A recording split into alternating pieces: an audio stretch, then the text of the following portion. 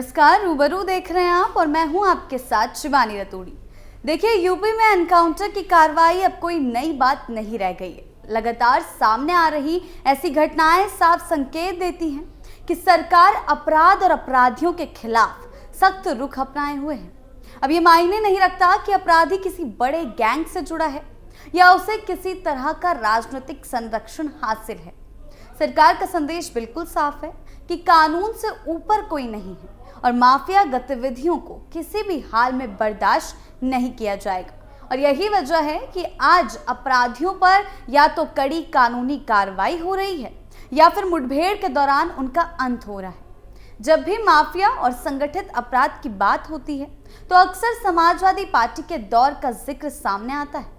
आरोप ये रहे हैं कि उस समय कई अपराधियों को खुला संरक्षण मिला, जिससे उन्होंने अपनी जड़ें मजबूत कर ली। लेकिन मौजूदा हालात में तस्वीर पूरी तरह बदली हुई नजर आती है। अब वही अपराधी या तो जेल की सलाखों के पीछे पहुंचाए जा रहे हैं या फिर पुलिस की कार्रवाई में ढेर हो रहे हैं। और इसी के चलते कई जगहों पर मुठभेड़ की खबरें घटना सामने आई हैं और एक बड़े इनामी अपराधी पर शिकंजा कसा गया है। तो क्या कुछ हुआ है, आइए जानते हैं विस्तार से। यूपी एसटीएफ की बड़ी कार्रवाई, एक के बाद एक एनकाउंटर, ताबड़तोड़ हुई फायरिंग। जी हां, यूपी एसटीएफ ने पिछले 24 घंटे में कई बड़े एनकाउंटर किए हैं। इसी तर्ज पर सहारनपुर जिले के गंगोह थाना क्षेत्र में बड़ी कार्रवाई करते हुए 1 लाख रुपए के इनामी अपराधी सिराज अहमद को मुठभेड़ में मार गिराया। पुलिस के अनुसार सिराज लंबे समय से फरार था और अगस्त 2023 में सुल्तानपुर में अधिवक्ता आजाद अहमद की हत्या के मामले में मुख्य आरोपी था। एसटीएफ को उसकी मौजूदगी की सूचना मिली थी, जिसके बाद इलाके में घेराबंदी की गई। पुलिस के मुताबिक घिरने पर सिराज ने फायरिंग शुरू कर दी, जिसके जवाब में एसटीएफ ने कार्रवाई की। मुठभेड़ में वो घायल हो गया और इलाज के दौरान उसकी मौत हो गई। सिराज अहमद सुल्तानपुर का रहने वाला था और मुख्तार अंसारी गैंग का सक्रिय सदस्य माना जाता था। पुलिस रिकॉर्ड के अनुसार वो D68 गैंग से जुड़ा हुआ था और उस पर हत्या के प्रयास और रासुका समेत करीब 30 गंभीर मामले दर्ज थे। बताया जाता है कि जेल में रहने के दौरान उसकी मुलाकात कुख्यात अपराधी मुन्ना बजरंगी से हुई थी, जिसके बाद वो मुख्तार अंसारी के नेटवर्क में शामिल हो गया। प्रशासन ने पहले ही उसकी करोड़ों रुपए की अवैध संपत्ति और गाड़ियों को कुर्क कर लिया था और उसके घर पर बुलडोजर की कार्रवाई भी की गई। एनकाउंटर की खबर जैसे ही सुल्तानपुर में अधिवक्ता आजाद अहमद के परिवार को मिली, उनको राहत मिली और संतोष की भावना उन्होंने जाहिर की। परिवार के सदस्यों ने कहा कि लंबे समय से न्याय का इंतजार कर रहे थे। आजाद के पिता ने मुख्यमंत्री योगी आदित्यनाथ का आभार जताते हुए बताया कि उन्होंने पहले मुख्यमंत्री से मिलकर न्याय की गुहार लगाई थी। हालांकि परिवार ने यह भी मांग की कि इस मामले से जुड़े अन्य फरार अपराधियों के खिलाफ भी सख्त से सख्त कार्रवाई की जाए ताकि पूरी तरह से न्याय मिल सके। पुलिस का कहना है कि सिराज अहमद का राजनीतिक संपर्क भी चर्चा में रहा है। बताया जाता है कि वो समाजवादी पार्टी की राजनीति से जुड़ा हुआ था और हाल के समय में कुछ बड़े नेताओं के संरक्षण की बातें भी सामने आई थी। वो अक्सर नेताओं के साथ अपनी तस्वीरें साझा करता था। एनकाउंटर के बाद एसटीएफ ने मौके से एक मोटरसाइकिल, 2 पिस्टल, भारी मात्रा में कारतूस, 4 मोबाइल फोन, 2 5i डोंगल और कुछ फर्जी दस्तावेज बरामद किए हैं। एसपी सुल्तानपुर के अनुसार अब सिराज के नेटवर्क से जुड़े अन्य लोगों की तलाश की जा रही है और उनके खिलाफ भी जल्द कार्रवाई की जाएगी। प्रदेश में कई जगहों पर तड़ातड़ एक्शन, यूपी पुलिस ने अपराधियों को धर दबोचा। जी हां, इसी के साथ यूपी पुलिस के साथ हुई मुठभेड़ में 50,000 का इनामी बदमाश जुबैर उर्फ पीटर मारा गया।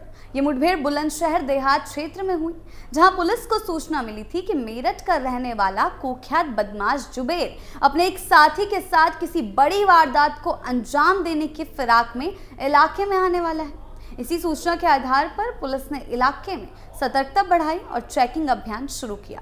पुलिस के अनुसार सयाना रोड पर चेकिंग के दौरान एक बिना नंबर की बाइक पर सवार 2 संदिग्ध युवकों को रोकने का इशारा किया गया, लेकिन बाइक सवारों ने रुकने के बजाय पुलिस पर अचानक फायरिंग शुरू कर दी और मौके से भागने लगे और पुलिस ने जवाबी कार्रवाई करते हुए बदमाशों का पीछा किया और आसपास के थानों की फोर्स को भी सूचना दी गई। कुछ ही देर में पुलिस ने इलाके की घेराबंदी कर ली, जिसके बाद मुठभेड़ हुई। इस दौरान बदमाशों की ओर से की गई फायरिंग में एक सिपाही भी घायल हुआ, जिसको तुरंत अस्पताल भेजा गया इलाज के लिए। पुलिस की जवाबी गोलीबारी में जुबेर उर्फ पीटर गंभीर रूप से घायल हो गया। उस पर अस्पताल ले जाया गया, जहां डॉक्टरों ने उसे मृत घोषित कर दिया।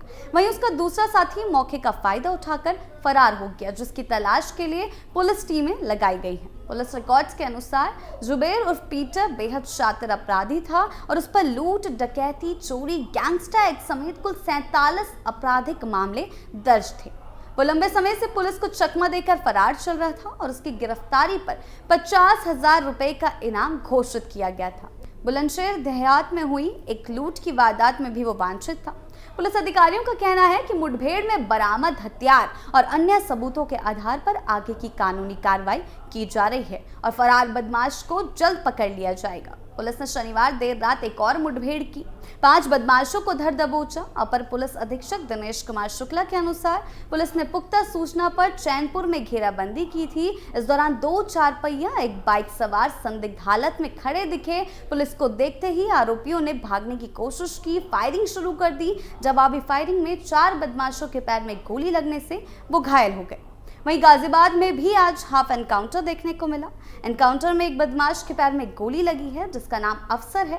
घायल अफसर को अस्पताल में भर्ती कराया गया। इस दौरान पुलिस ने अवैध हथियार और बाइक भी बरामद किया है। अखिलेश पर उठे सवाल, माफियाओं को दिया संरक्षण, योगी सरकार का तगड़ा शिकंजा। जी हां, इन सभी मुठभेड़ों से, कार्रवाइयों से एक बात बिल्कुल साफ है कि अब सरकार अपराधियों के खिलाफ सख्ती से पेश आ रही है। चाहे अपराधी किसी बड़े गैंग से जुड़ा हो या उसे किसी तरह का राजनीतिक संरक्षण हासिल रहा हो, अब उसे बख्शा नहीं जाएगा। हाल की कार्रवाइयों से ये साफ हो गया है कि सरकार माफिया या माफिया गतिविधियों को किसी भी कीमत पर झेलने के मूड में नहीं। सरकार की मंशा साफ है कि संगठित अपराध को जड़ से खत्म किया जाए और प्रदेश में कानून का राज पूरी मजबूती से स्थापित हो। जब भी माफिया गतिविधियों की बात होती है तो अक्सर समाजवादी पार्टी के शासनकाल का जिक्र सामने आता है। आरोप लगते रहे हैं कि उस दौर में कई अपराधियों को खुला राजनीतिक संरक्षण मिला, जैसे कि अभी सुल्तानपुर की घटना से भी साबित हुआ, जिसकी वजह से उन्होंने अपनी पकड़ मजबूत कर ली और इसी संरक्षण के दम पर इन अपराधियों ने अवैध कमाई से बड़ी बड़ी संपत्तियां खड़ी कर ली और उनका नेटवर्क लगातार फैलता चला गया। उस समय कानून का डर कम और सत्ता की छाया ज्यादा नजर आती थी, लेकिन योगी सरकार के सत्ता में आने के बाद हालात बदलते हुए दिखाई दी। सरकार ने शुरू से ही कानून व्यवस्था को प्राथमिकता दी और अपराध के खिलाफ जीरो टॉलरेंस की नीति अपनाई गई। इसी के तहत माफियाओं की अवैध संपत्तियों पर बुलडोजर चला, गैंगस्टर एक्ट और एनकाउंटर जैसी सख्त कार्रवाइयां की गई और बड़े से बड़े नेटवर्क को तोड़ने की कोशिश की गई। सरकार का साफ कहना है कि अब अपराध के लिए यूपी में कोई जगह नहीं है। आज हालात ये हैं कि ऐसे अपराधी या तो जेल की सलाखों के पीछे पहुंचाए जा रहे हैं या पुलिस कार्रवाई में उनका अंत हो रहा है। पहले जो राजनीतिक संरक्षण उन्हें मिलता था वो पूरी तरह खत्म हो चुका है। सरकार लगातार ये संदेश दे रही है कि कानून से ऊपर कोई नहीं है। कुल मिलाकर उत्तर प्रदेश में कानून व्यवस्था को लेकर सरकार का रुख पूरी तरह साफ है। अब अपराध, माफिया और संगठित गिरोह के लिए प्रदेश में कोई जगह नहीं बची है। पुलिस और प्रशासन लगातार कार्रवाई कर ये संदेश दे रहे हैं कि कानून से ऊपर कोई नहीं। चाहे अपराधी कितना ही बड़ा क्यों ना हो, उससे पहले किसी तरह का संरक्षण मिला हो, अब उस पर सख्त कार्रवाई तय है। सरकार की कोशिश यही है कि आम जनता खुद को सुरक्षित महसूस करे और प्रदेश में शांति, सुरक्षा और कानून का राज मजबूती से कायम रहे। आने वाले समय में भी इसी नीति के तहत अपराध के खिलाफ ये अभियान जारी रहने वाला है। आपकी इस बारे में क्या राय है, हमें कमेंट सेक्शन में जरूर बताएं। नमस्कार।